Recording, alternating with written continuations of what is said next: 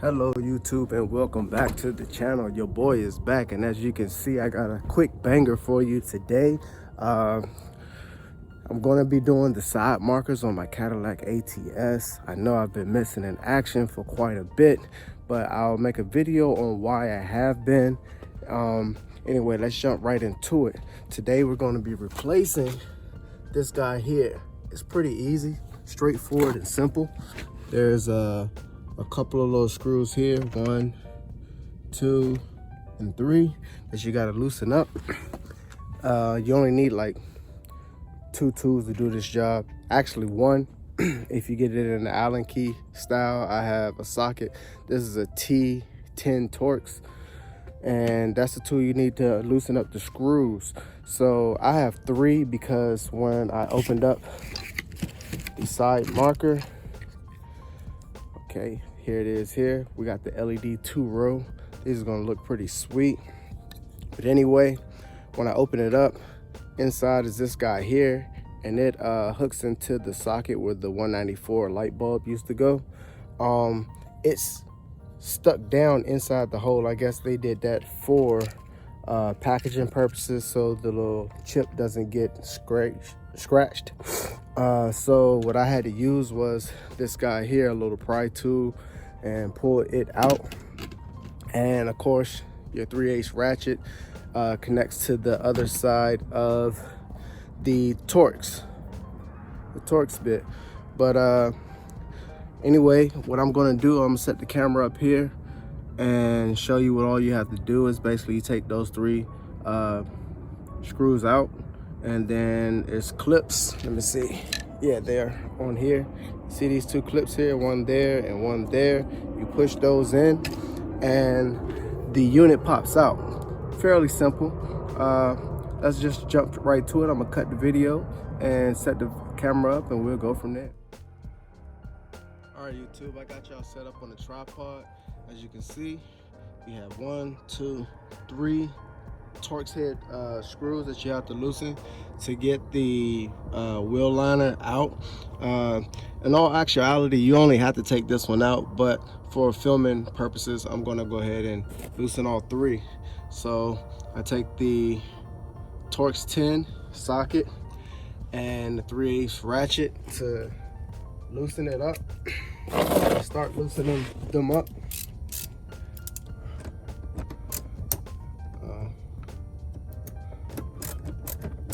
And once you get them started, you can basically take the socket off and do the rest by hand. That's what I'm going to do.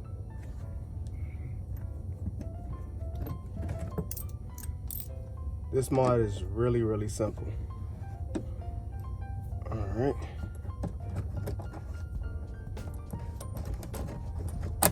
That's the second one and the third one right here. I apologize ahead of time. If you watch my videos, you know my house is right in the direct flight path of the airports. So I have airplanes flying over all the time. All right. Oh, and before you get started, to make this job easier, whichever side you're working on, we're working on the passenger side here. So you want to turn your steering wheel to the driver's side, or the opposite side of which side you're working on. I'm on the passenger side. I turn the wheel to the driver's side, and it only gives you better access to this panel here. Now that we have the 3 screws out, you pull this back. You see the connector here to the side marker. So you just push the connector and pull it off. That pops right out. Then you have 2 tabs on the marker. The tabs here and right where my pinky is, you push those down and the marker pops right out. So I'm gonna go ahead and do that real quick. Push, squeeze and push, that comes right out. So now you have your factory marker in hand. This little gray piece here, you want to twist that out. When you twist, pull, that gives you access to the 194 bulb inside. The reason why you take that out is because once you line up and find out which marker is right. These are correct, pointy side and the round side matches. This connector where the bulb was connects down in there. And I use this pry tool because this little connector here, you have to get it out. And what you want to do is you want to connect this in there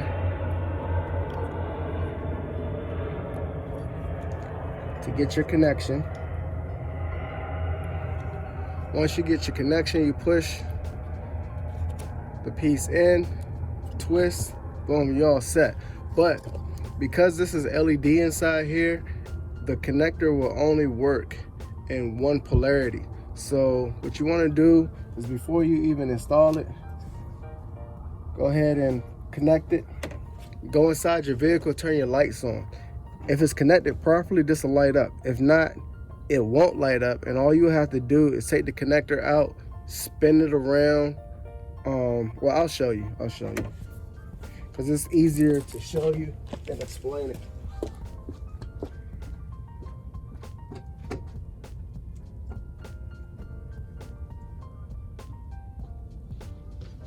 Might help if I have my keys.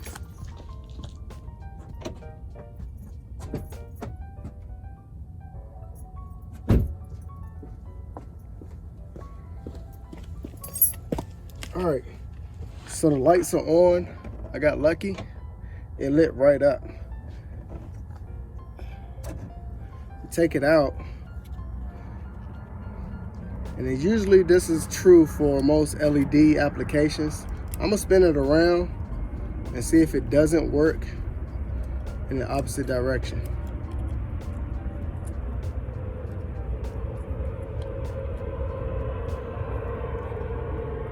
So basically what I'm gonna do is I'm gonna take the plug out, do a 180 and put it on this side.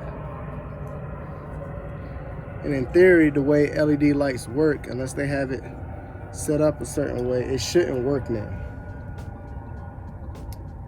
No, it did, so I don't know. Usually that wouldn't work, but we're gonna go with it because it's still lit up, so whatever. I'm gonna go turn my lights off so it don't kill the battery.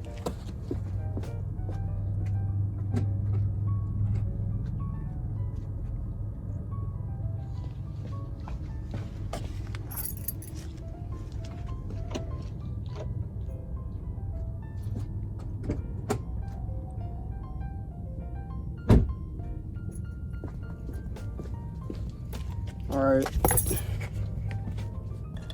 So what you do is now that you have the connector on the inside, like I said, take the housing, spin it inward, and I'll bring the camera over. You can see where the tabs line up. You stick it in, push, and there you have it. And you come back over on this side, open the fender well, take this black connector. Oh my God! So it shouldn't pop out like that. Wow. Okay. I put a little bit too much pressure there, but there you have it. She looks pretty sweet compared to the factory setup.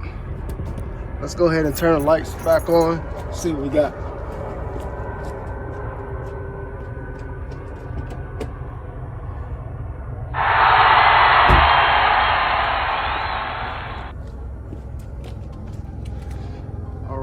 So there we have it. That's the LED as opposed to the factory incandescent amber. I think it gives it a cleaner look. I like that shit. All you have to do to tidy up is put your 3 screws back in and start the other side and you're done. This is what it looks like at night. LED side markers. It's a lot cooler than the factory, I believe.